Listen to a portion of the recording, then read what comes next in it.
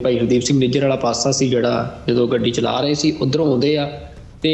ਮਤਲਬ ਅੰਨ੍ਹੇਵਾਹ ਜਿਹੜੀਆਂ ਨੇ ਉਹ ਗੋਲੀਆਂ ਉੱਥੇ ਚਲਾਉਂਦੇ ਆ ਭਾਈ ਹਰਦੀਪ ਸਿੰਘ ਨਿੱਜਰ ਤੇ ਵੀ ਮਤਲਬ 30 ਦੇ ਕਰੀਬ ਜਿਹੜੇ ਕਿਹਾ ਜਾ ਰਿਹਾ ਕਿ ਜਿਹੜੀਆਂ ਗੋਲੀਆਂ ਨੇ ਭਾਈ ਹਰਦੀਪ ਸਿੰਘ ਨਿੱਜਰ ਦੇ ਸਰੀਰ ਦੇ ਵਿੱਚ ਲੱਗੀਆਂ ਨੇ। ਜਿਵੇਂ ਫਾਇਰਿੰਗ ਹੁੰਦੀ ਆ ਉਸ ਤੋਂ ਬਾਅਦ ਉਹ ਗੱਡੀ ਉੱਥੋਂ ਟਰਨ ਲੈ ਕੇ ਨਿਕਲ ਜਾਂਦੀ ਆ ਜਿਹੜੀ ਫਰੰਟ ਤੇ ਖੜੀ ਹੁੰਦੀ ਆ, ਪਰ ਜਿਹੜੇ ਉਹ ਬੰਦੇ ਨੇ ਉਹ ਫਿਰ ਦੋਵੇਂ ਤੁਰ ਕੇ ਜਾਂਦੇ ਆ ਤੇ ਅੱਗੇ ਜਿਹੜੇ ਕੁਝ ਸਿੰਘ ਨਾਲ ਗਰਾਊਂਡ ਦੇ ਵਿੱਚ ਜਿਵੇਂ ਖੇਡ ਰਹੇ ਸੀ ਉਹ ਉਹਨਾਂ ਦਾ ਪਿੱਛਾ ਵੀ ਕਰਦੇ ਆ। ਉਹ ਸਾਰੀ ਡਿਟੇਲ ਦਿੱਤੀ ਹੈ ਇਸ ਰਿਪੋਰਟ ਦੇ ਵਿੱਚ। ਜਿੰਨਾ ਸਟਰੋਂਗ ਐਵੀਡੈਂਸ ਇਹ ਆ ਵੀ ਤੁਸੀਂ ਇਹ ਕਹੋ ਵੀ ਜਿਹੜੇ ਬੰਦੇ ਨੇ ਉਹ ਟਰੈਕ ਕਰਨੇ ਅਸੈਸਿਨ ਕੋਈ ਇੰਪੋਸੀਬਲ ਕੰਮ ਨਹੀਂ ਅੱਜ ਕੱਲ੍ਹ ਦੇ ਟਾਈਮ 'ਚ, ਜਦੋਂ ਇੰਨਾ ਵੱਡਾ ਡਿਜੀਟਲ ਤੁਹਾਡੇ ਕੋਲ ਇੱਕ ਅਸੀਂ ਕਹਿ ਸਕਦੇ ਹਾਂ ਕਿ ਫੁੱਟਪ੍ਰਿੰਟ ਆ ਗਿਆ ਆ। ਤੇ ਉਹ ਹੁਣ ਮਤਲਬ ਇਸ ਖਬਰ ਦੇ ਵਿੱਚ ਵੀ ਉਸ ਗੱਲ ਤੇ ਕੁਐਸਚਨ ਰੇਸ ਕੀਤਾ ਗਿਆ ਵੀ ਫਿਰ ਇੰਨਾ ਟਾਈਮ ਕਿਉਂ ਲੱਗ ਰਿਹਾ। ਇਹਦੇ ਪਿੱਛੇ ਤਰਕ ਇਹੀ ਦਿੱਤਾ ਜਾ ਰਿਹਾ ਹੈ ਕਿ ਉਹ ਆਪਣੇ ਕੇਸ ਨੂੰ ਸਟਰੋਂਗ ਕਰ ਰਹੇ ਆ ਤੇ ਜਿਹੜੇ ਅਸੈਸਿਨ ਨੇ ਉਹ ਕੈਨੇਡਾ ਤੋਂ ਬਾਹਰ ਨਹੀਂ ਗਏ ਆ,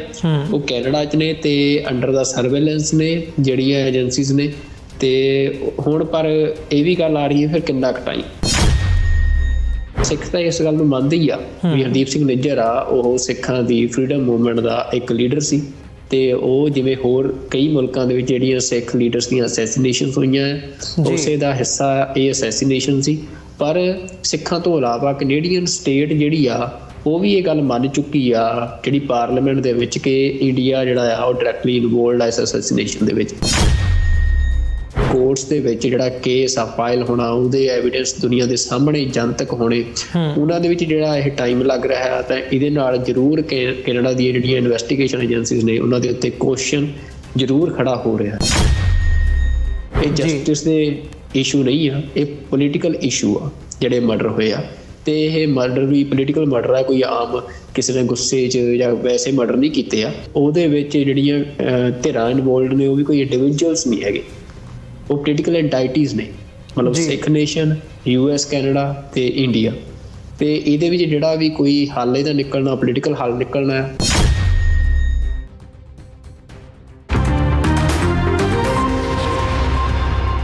ਵਾਹਿਗੁਰੂ ਜੀ ਕਾ ਖਾਲਸਾ ਵਾਹਿਗੁਰੂ ਜੀ ਕੀ ਫਤਿਹ। TV 84 ਦੇ ਸਾਰੇ ਦਰਸ਼ਕ ਤੇ ਸਰੋਤੇ ਜਿਹੜੇ ਇਸ ਵਕਤ ਸਾਡੇ ਨਾਲ ਨਾਰਥ ਅਮਰੀਕਾ ਚੋਂ ਜੁੜੇ ਆ ਜਾਂ ਫਿਰ ਸੋਸ਼ਲ ਮੀਡੀਆ ਤੇ ਸਾਨੂੰ ਦੁਨੀਆ ਭਰ ਦੇ ਵਿੱਚ ਦੇਖ ਰਹੇ ਆ, ਮੈਂ ਅਮਰਵੀਰ ਸਿੰਘ ਅੱਜ ਸੱਚੋ ਸੱਚ ਪ੍ਰੋਗਰਾਮ ਦੇ ਵਿੱਚ ਆਪ ਸਭ ਦਾ ਤਹਿ ਦਿਲੋਂ ਸਵਾਗਤ ਕਰਦਾ।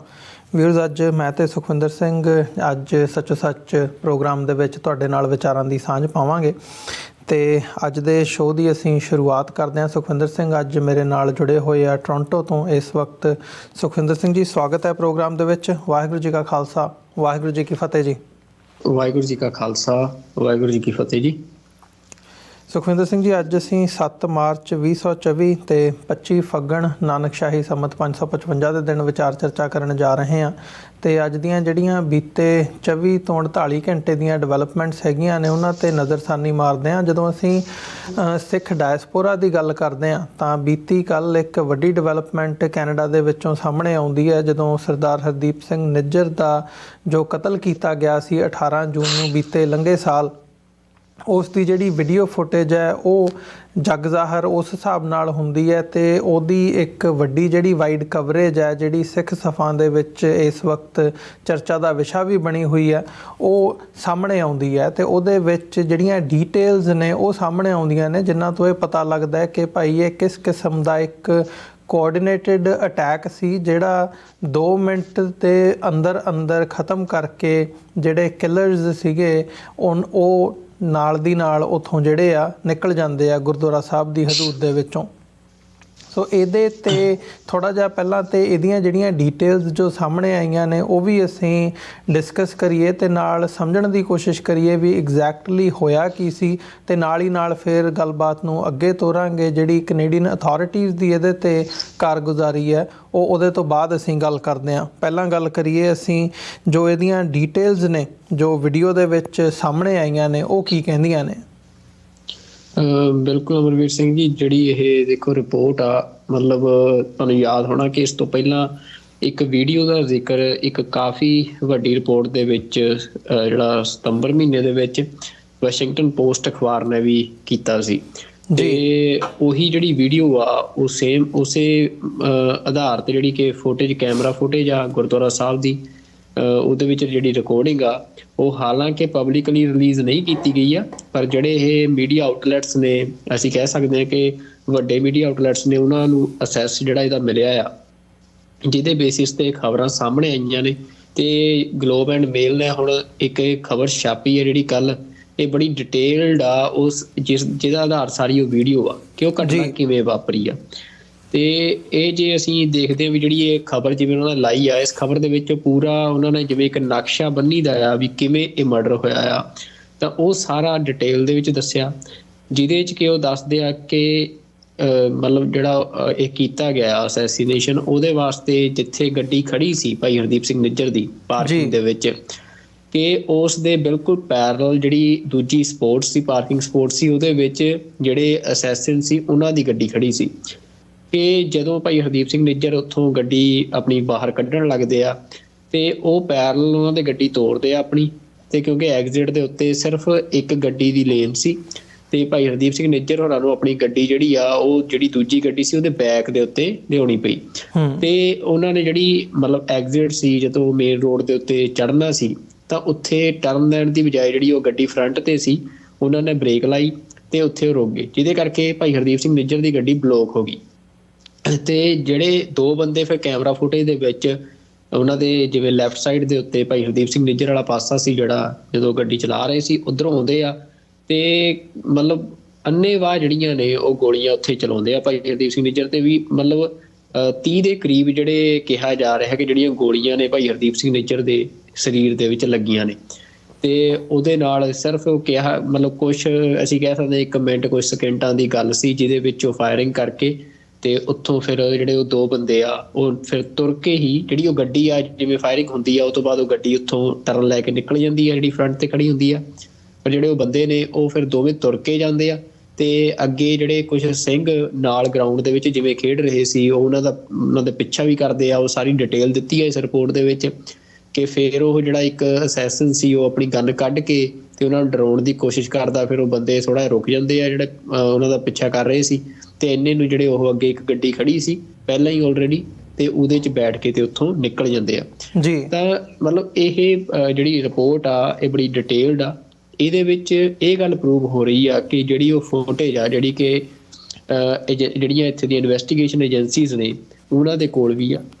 ਜਿਹਦੇ ਨਾਲ ਮਤਲਬ ਜਿੰਨਾ ਸਟਰੋਂਗ ਐਵੀਡੈਂਸ ਇਹ ਆ ਵੀ ਤੁਸੀਂ ਇਹ ਕਹੋ ਵੀ ਜਿਹੜੇ ਬੰਦੇ ਨੇ ਉਹ ਟਰੈਕ ਕਰਨੇ ਅਸੈਸਿਨ ਕੋਈ ਇੰਪੋਸੀਬਲ ਕੰਮ ਨਹੀਂ ਅੱਜ ਕੱਲ੍ਹ ਦੇ ਟਾਈਮ 'ਚ, ਜਦੋਂ ਇੰਨਾ ਵੱਡਾ ਡਿਜੀਟਲ ਤੁਹਾਡੇ ਕੋਲ ਇੱਕ ਅਸੀਂ ਕਹਿ ਸਕਦੇ ਹਾਂ ਕਿ ਫੁੱਟਪ੍ਰਿੰਟ ਆ ਗਿਆ ਆ।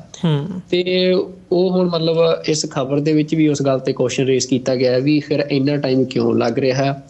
ਜਿਹੜੇ ਸੋਰਸਿਸ ਨੇ ਇਨਵੈਸਟੀਗੇਸ਼ਨ ਏਜੰਸੀਜ਼ ਦੇ ਉਹ ਕਹਿ ਰਹੇ ਆ ਕਿ ਜਿਹੜੀਆਂ ਇਨਵੈਸਟੀਗੇਸ਼ਨ ਏਜੰਸੀਜ਼ ਨੇ, ਕਿਉਂਕਿ ਇਹਦੇ ਵਿੱਚ ਜਿਵੇਂ ਕੈਨੇਡਾ ਦੀ ਗਵਰਨਮੈਂਟ ਨੇ ਡਾਇਰੈਕਟਲੀ ਇੰਡੀਅਨ ਗਵਰਨਮੈਂਟ ਨੂੰ ਜਿਹੜਾ ਆ ਉਹ ਅਕਿਊਜ਼ ਕੀਤਾ ਤੇ ਉਹ ਆਪਣੇ ਕੇਸ ਨੂੰ ਸਟਰੋਂਗ ਕਰਨ ਦੇ ਲਈ ਕਿ ਕਿਤੇ ਟਰਾਇਲ ਦੇ ਵਿੱਚ ਜਾ ਕੇ ਕੇਸ ਜਿਹੜਾ ਆ ਕਮਜ਼ੋਰ ਨਾ ਪੈ ਜੇ। ਤੇ ਉਹ ਜਿਹੜੇ ਅਸੈਸਿਨ ਨੇ ਜਿਨ੍ਹਾਂ ਬਾਰੇ ਕੁਝ ਸਮਾਂ ਪਹਿਲਾਂ ਇੱਕ ਇਹ ਜਿਹੜੀ ਰਿਪੋਰਟ ਆ ਉਹ ਨਸ਼ਰ ਵੀ ਹੋਈ ਸੀ ਅਖਬਾਰਾਂ ਦੇ ਵਿੱਚ ਕਿ ਉਹ ਜਿਹੜੇ ਅਸੈਸਿਨ ਨੇ ਉਹ ਅੰਡਰ ਦਾ ਸਰਵੇਲੈਂਸ ਨੇ ਕੈਨੇਡੀਅਨ ਏਜੰਸੀਜ਼ ਦੀਆਂ, ਪਰ ਉਹਨਾਂ ਨੂੰ ਹਜੇ ਤੱਕ ਅਰੈਸਟ ਨਹੀਂ ਕੀਤਾ ਗਿਆ। ਉਦੋਂ ਕਿਹਾ ਜਾ ਰਿਹਾ ਸੀ ਕਿ ਆਈ ਥਿੰਕ ਨਵੰਬਰ ਮਹੀਨੇ ਦੇ ਵਿੱਚ ਰਿਪੋਰਟ ਆਈ ਸੀ ਕਿ ਛੇਤੀ ਉਹ ਗ੍ਰਿਫਤਾਰ ਕਰ ਲਏ ਜਾਣਗੇ,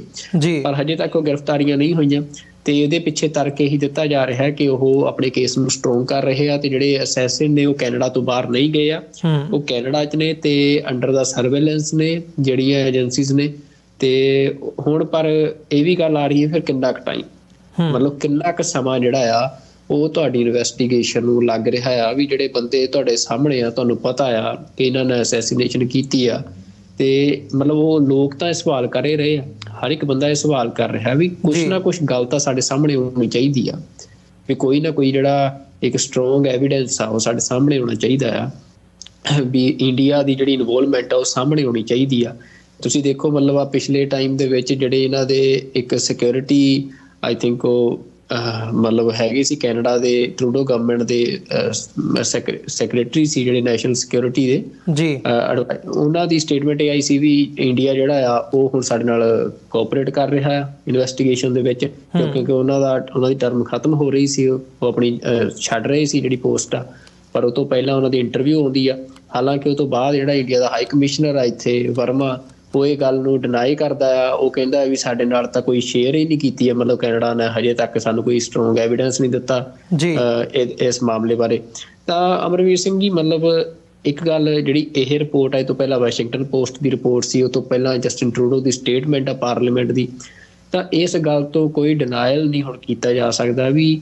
ਕੈਨੇਡਾ ਨੂੰ ਇਸ ਗੱਲ ਦਾ ਪਤਾ, ਸਿੱਖ ਤਾਂ ਇਸ ਗੱਲ ਨੂੰ ਮੰਨਦੇ ਹੀ ਆ ਵੀ ਹਰਦੀਪ ਸਿੰਘ ਨਿੱਜਰ ਆ ਉਹ ਸਿੱਖਾਂ ਦੀ ਫਰੀडम ਮੂਵਮੈਂਟ ਦਾ ਇੱਕ ਲੀਡਰ ਸੀ, ਤੇ ਉਹ ਜਿਵੇਂ ਹੋਰ ਕਈ ਮੁਲਕਾਂ ਦੇ ਵਿੱਚ ਜਿਹੜੀਆਂ ਸਿੱਖ ਲੀਡਰਸ ਦੀਆਂ ਅਸੈਸੀਨੇਸ਼ਨਸ ਹੋਈਆਂ, ਉਸੇ ਦਾ ਹਿੱਸਾ ਇਹ ਅਸੈਸੀਨੇਸ਼ਨ ਸੀ। ਪਰ ਸਿੱਖਾਂ ਤੋਂ ਇਲਾਵਾ ਕੈਨੇਡੀਅਨ ਸਟੇਟ ਜਿਹੜੀ ਆ ਉਹ ਵੀ ਇਹ ਗੱਲ ਮੰਨ ਚੁੱਕੀ ਆ ਜਿਹੜੀ ਪਾਰਲੀਮੈਂਟ ਦੇ ਵਿੱਚ ਕਿ ਇੰਡੀਆ ਜਿਹੜਾ ਆ ਉਹ ਡਾਇਰੈਕਟਲੀ ਇਨਵੋਲਵਡ ਆ ਇਸ ਅਸੈਸੀਨੇਸ਼ਨ ਦੇ ਵਿੱਚ। ਪਰ ਜਿਹੜੇ ਉਹਦੀਆਂ ਜਿਹੜੀਆਂ ਅਸੀਂ ਕਹਿ ਸਕਦੇ ਵੀ ਕੋਰਟਸ ਦੇ ਵਿੱਚ ਜਿਹੜਾ ਕੇਸ ਆ ਫਾਈਲ ਹੋਣਾ, ਉਹਦੇ ਐਵੀਡੈਂਸ ਦੁਨੀਆ ਦੇ ਸਾਹਮਣੇ ਜਨਤਕ ਹੋਣੇ,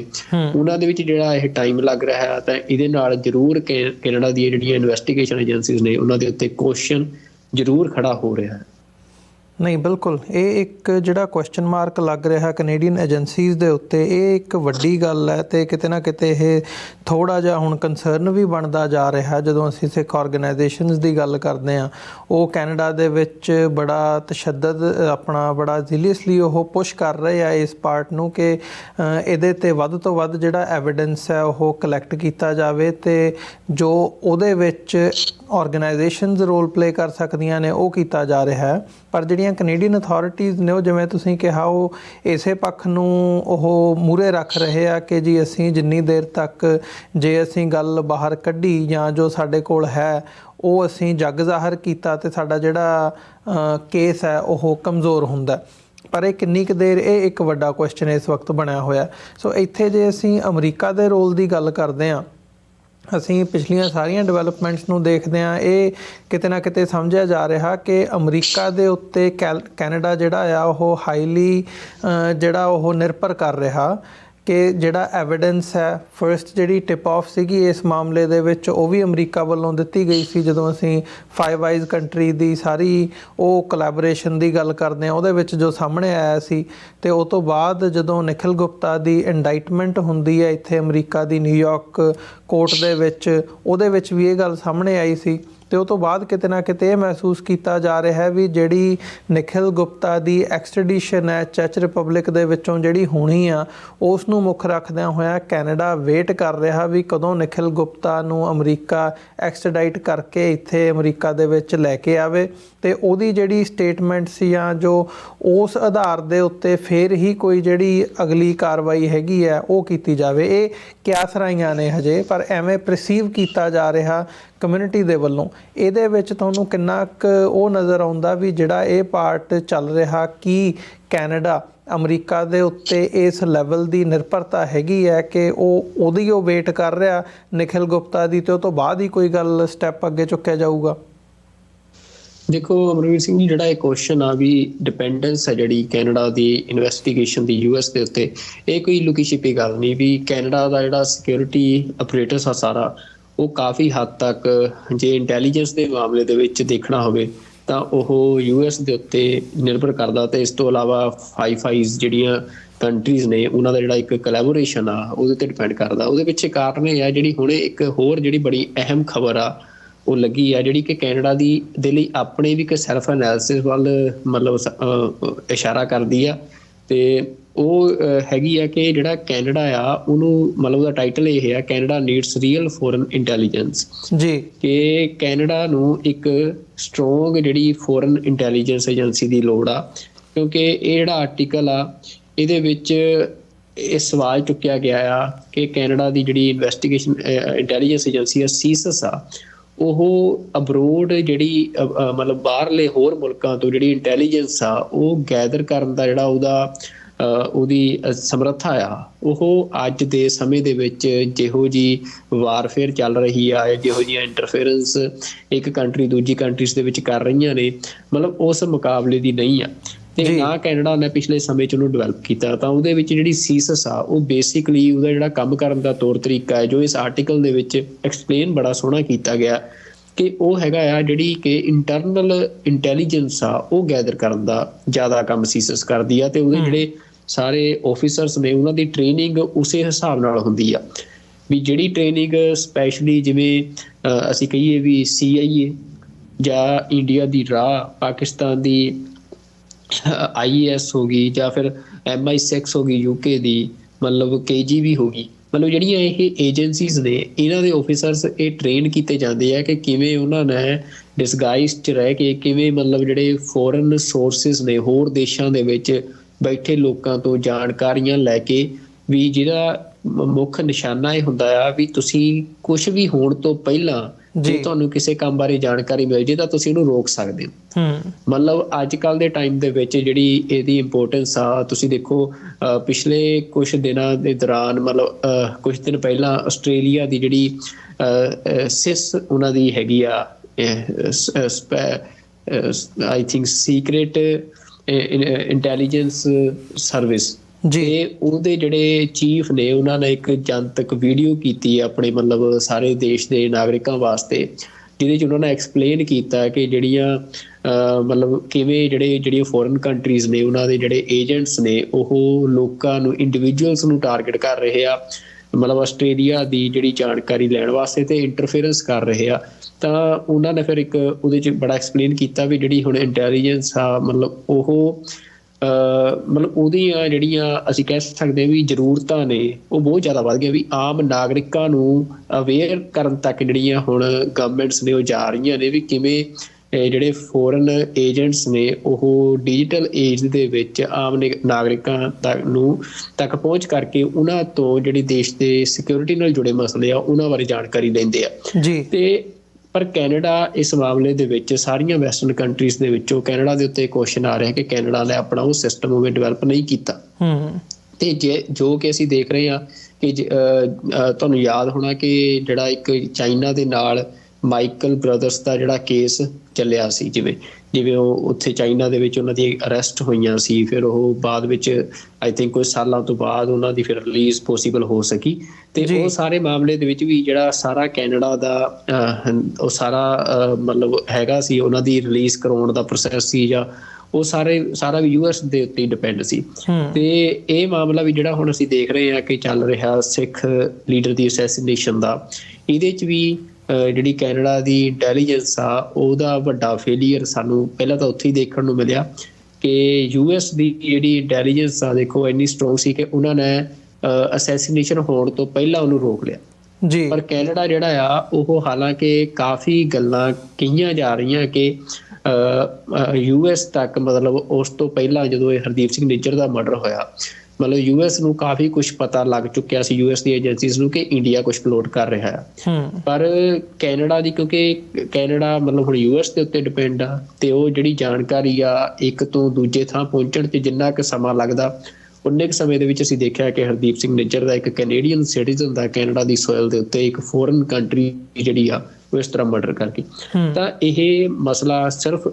ਸਿੱਖਾਂ ਨਾਲ ਜੁੜਿਆ ਨਹੀਂ, ਪੂਰੇ ਕੈਨੇਡਾ ਦੀ ਸਿਕਿਉਰਿਟੀ ਨਾਲ ਜੁੜਿਆ, ਮਤਲਬ ਕੈਨੇਡਾ ਦੀ ਸੋਵਰੈਨਿਟੀ ਨਾਲ ਜੁੜਿਆ। ਦੁਨੀਆ ਦਾ ਇੱਕ ਤਾਕਤਵਰ ਮੁਲਕ ਆ ਕੈਨੇਡਾ, ਦੁਨੀਆ ਦੇ ਅਮੀਰ ਮੁਲਕਾਂ 'ਚ ਇੱਕ ਮੁਲਕ ਆ ਕੈਨੇਡਾ। ਤਾਂ ਕੈਨੇਡਾ ਨੂੰ ਹੁਣ ਮਤਲਬ ਇਹਦੇ 'ਤੇ ਇੱਕ ਜਿਹੜੀ ਇੱਥੋਂ ਦੀ ਅਸੀਂ ਕਹਿ ਸਕਦੇ ਇੰਟੈਲੀਜੈਂਸ ਕਮਿਊਨਿਟੀ ਆ, ਉਹਦੇ ਵਿੱਚ ਡਾਇਲੋਗ ਸ਼ੁਰੂ ਹੋਇਆ, ਜਿਹਦਾ ਇਹ ਆਰਟੀਕਲ ਇੱਕ ਰੂਪ ਆ ਜੋ ਅਸੀਂ ਦੇਖ ਰਹੇ ਹਾਂ, ਜੋ ਅਖਬਾਰਾਂ ਦੇ ਵਿੱਚ ਪ੍ਰਕਾਸ਼ਿਤ ਹੋਇਆ ਕਿ ਕੈਨੇਡਾ ਨੂੰ ਹਾਲਾਂਕਿ ਭਾਵੇਂ ਉਹ ਨਵੀਂ ਏਜੰਸੀ ਨਾ ਬਣਾਵੇ, ਪਰ ਸੀਸਸ ਦੇ ਵਿੱਚ ਹੀ ਜਿਹੜਾ ਕੁਝ ਇਸ ਤਰ੍ਹਾਂ ਦਾ ਐਸਟੈਬਲਿਸ਼ ਕਰਨਾ ਚਾਹੀਦਾ ਜਿਹੜਾ ਕਿ ਟੋਟਲੀ ਫੋਰਨ ਕੰਟਰੀਜ਼ ਦੇ ਵਿੱਚੋਂ ਇੰਟੈਲੀਜੈਂਸ ਗੈਦਰ ਕਰਨ ਦੇ ਉੱਤੇ ਬੇਸਡ ਹੋਵੇ, ਤੇ ਉਹਦੇ ਲਈ ਜਿਹੜੇ ਆਫਿਸਰਸ ਨੇ ਉਹਨਾਂ ਨੂੰ ਟ੍ਰੇਨ ਕਰਨਾ ਚਾਹੀਦਾ। ਤਾਂ ਜਿਹੜੀ ਗੱਲ ਤੁਸੀਂ ਕਹਿ ਰਹੇ ਹੋ ਵੀ ਕੈਨੇਡਾ ਇਹ ਸਾਰੇ ਮਾਮਲੇ ਦੇ ਵਿੱਚ US ਦੇ ਵਿੱਚ ਜੋ ਨਿਖਿਲ ਗੁਪਤਾ ਦੇ ਨਾਲ ਹੋਣਾ ਆ, ਜਾਂ ਜਿਵੇਂ ਉਹ ਕੇਸ ਅੱਗੇ ਪਰਸਿਊ ਹੋਣਾ ਆ, ਤਾਂ ਉਸ ਦੇ ਉੱਤੇ ਉਹ ਮਤਲਬ ਆਪਣੀ ਟੇਕ ਰੱਖ ਰਿਹਾ ਆ। ਤੇ ਉਸ ਤੋਂ ਬਾਅਦ ਹੀ ਅਸੀਂ ਕਹਿ ਸਕਦੇ ਹਾਂ ਵੀ ਤਾਂ ਹੀ ਜਿਹੜਾ ਕੈਨੇਡਾ ਦਾ ਪ੍ਰੋਸੈਸ ਲੇਟ ਹੋ ਰਿਹਾ, ਇਹਦੀ ਬਹੁਤ ਪੋਸੀਬਿਲਿਟੀ ਆ। ਤੇ ਇਸ ਤੋਂ ਪਹਿਲਾਂ ਇਹ ਵੀ ਸਾਨੂੰ ਪਤਾ ਆ ਕਿ ਜਿਹੜੀ ਸਾਰੀ ਡਿਜੀਟਲ ਐਵੀਡੈਂਸ ਨੇ, ਜਿਹੜੇ ਸਾਰੇ ਖਾਸ ਤੌਰ 'ਤੇ ਜੋ ਅਖਬਾਰਾਂ ਦੇ ਵਿੱਚ ਨਸ਼ਰ ਹੋਇਆ ਕਿ ਜਿਹੜੇ ਕਮਿਊਨੀਕੇਸ਼ਨ ਦੇ ਐਵੀਡੈਂਸ ਆ, ਜੋ ਇੰਡੀਅਨ ਓਫੀਸ਼ੀਅਲਸ ਤੇ ਜਿਹੜੇ ਅਸੈਸਨ ਸੀ ਉਹਨਾਂ ਦੇ ਵਿਚਕਾਰ ਜਿਹੜੀ ਗੱਲਬਾਤ ਹੋਈ ਆ, ਤਾਂ ਉਹ ਵੀ ਜਿਹੜੇ ਆ ਕਿਹਾ ਜਾ ਰਿਹਾ ਹੈ ਕਿ ਜਾਂ ਰਿਪੋਰਟਸ ਦੱਸ ਰਹੀਆਂ ਨੇ ਕਿ ਉਹ US ਦੀਆਂ ਏਜੰਸੀਜ਼ ਜਿਹੜੀਆਂ ਨੇ ਉਹਨਾਂ ਦੇ ਕੋਲ ਹੀ ਆ, ਤੇ ਉਹ ਵੀ ਅਸੀਂ ਕਹਿ ਸਕਦੇ ਹਾਂ ਵੀ US ਨੇ ਹੀ ਜਿਹੜੇ ਆ ਉਹ ਕੈਪਚਰ ਕੀਤੇ ਆ। ਤੇ ਕੈਨੇਡਾ ਜਿਹੜਾ ਆ ਇਸ ਕਰਕੇ ਉਹ ਇਹ ਸਾਰੇ ਕੇਸ ਦੇ ਵਿੱਚ ਮਤਲਬ ਮੋਟੀ ਜੀ ਗੱਲ ਇਹ ਕਹਿਣੀ ਹੋਵੇ ਵੀ ਸਭ ਤੋਂ ਵੱਧ ਐਵੀਡੈਂਸ ਜਿਹੜੇ ਆ ਜੇ ਅਸੀਂ ਓਵਰਆਲ ਦੇਖੀਏ ਗੁਰਪਤਵੰਤ ਸਿੰਘ ਪੰਨੂ ਦੀ ਅਸੈਸੀਨੇਸ਼ਨ ਦੀ ਟਰਾਈ ਤੇ ਹਰਦੀਪ ਸਿੰਘ ਨਿੱਜਰ ਦੀ ਅਸੈਸੀਨੇਸ਼ਨ ਕੀਤੀ ਗਈ ਹੈ ਜਿਹੜੀ ਇਹਨਾਂ ਦੇ ਵਿੱਚ ਇਹ ਕੇਸ ਜੁੜਦੇ ਨੇ ਆਪਸ 'ਚ। ਪਰ ਇਹਦੇ ਵਿੱਚ ਜਿਹੜੇ ਸਭ ਤੋਂ ਵੱਧ ਸਟਰੋਂਗ ਐਵੀਡੈਂਸ ਨੇ ਡਾਇਰੈਕਟਲੀ ਇੰਡੀਆ ਦੀ ਇਨਵੋਲਵਮੈਂਟ ਦੇ ਉਹ ਸ਼ਾਇਦ USA ਦੇ ਕੋਲ ਆ ਤੇ ਕੈਨੇਡਾ ਜਿਹੜਾ ਆ ਉਹਦੇ ਲਈ ਉਹ USA ਤੇ ਰਿਲਾਈ ਕਰ ਰਿਹਾ। ਜੀ ਨਹੀਂ, ਇਹ ਇੱਕ ਮਤਲਬ ਜਦੋਂ ਅਸੀਂ ਡੀਟੇਲ ਦੇ ਵਿੱਚ ਜਾ ਕੇ ਕੇਸ ਨੂੰ ਸਮਝਣ ਦੀ ਕੋਸ਼ਿਸ਼ ਕਰਦੇ ਹਾਂ ਵੀ ਓਵਰਆਲ ਚੱਲ ਕੀ ਰਿਹਾ, ਸੋ ਥੋੜ੍ਹਾ ਜਿਹਾ ਹੁਣ ਜੇ ਕੈਨੇਡੀਅਨ ਪਰਸਪੈਕਟਿਵ ਦੇ ਵਿੱਚੋਂ ਨਿਕਲ ਕੇ ਓਵਰਆਲ ਦੇਖਿਆ ਜਾਵੇ ਤਾਂ ਕਿਤੇ ਨਾ ਕਿਤੇ ਗੱਲ ਉੱਥੇ ਹੀ ਆ ਜਾਂਦੀ ਹੈ ਵੀ ਜਿਹੜਾ ਇਸ ਸਾਰੇ ਦਾ ਆਧਾਰ ਹੈ ਉਹ ਅਮਰੀਕਾ ਦੇ ਉੱਤੇ ਆ। ਜੇ ਕੋਈ ਡਿਸੀਜਨ ਮੇਕਿੰਗ ਕਰਨੀ ਹੈ ਇਵੈਂਚੁਅਲੀ ਵੀ ਇੰਡੀਆ ਨੂੰ ਕਿਸ ਪਾਸੇ ਲੈ ਕੇ ਜਾਣਾ ਉਹ ਵੀ ਅਮਰੀਕਾ ਨੇ ਦੇਖਣਾ। ਜੋ ਅਮਰੀਕਾ ਨੇ ਲਾਈਨ ਲੈਣੀ ਆ, ਜਿਸ ਕਿਸਮ ਦੀ ਲਾਈਨ ਲੈਣੀ ਆ, ਇਹ ਸਾਰੀ ਗੱਲ ਤੋਂ ਇਹ ਗੱਲ ਮਹਿਸੂਸ ਹੁੰਦੀ ਹੈ ਵੀ ਫਿਰ ਕੈਨੇਡਾ ਨੇ ਵੀ ਲੈ ਦੇ ਕੇ ਉੱਥੇ ਹੀ ਆ ਕੇ ਖਲੋਣਾ ਜਿੱਥੇ ਅਮਰੀਕਾ ਆ ਕੇ ਖਲੋਊਗਾ। ਜੇ ਕੋਈ ਬੈਕਡੋਰ ਡੀਲ ਬਣਦੀ ਹੈ ਇੰਡੀਆ ਦੇ ਨਾਲ, ਜਿਹੜੀ ਸਾਊਥ ਏਸ਼ੀਆ ਦੇ ਵਿੱਚ ਪੋਲੀਟਿਕਸ ਚੱਲ ਰਹੀ ਹੈ ਖਾਸ ਤੌਰ 'ਤੇ ਚਾਈਨਾ ਅਤੇ ਰਸ਼ੀਆ ਨੂੰ ਮੁੱਖ ਰੱਖਦਿਆਂ ਹੋਇਆਂ, ਜੇ ਉਸ ਕਿਸਮ ਦੀ ਇੰਡੀਆ ਦੀ ਜਿਹੜੀ ਮਾਰਕੀਟ ਦੀ ਲੋੜ ਹੋਵੇ ਅਮਰੀਕਾ ਨੂੰ ਜਾਂ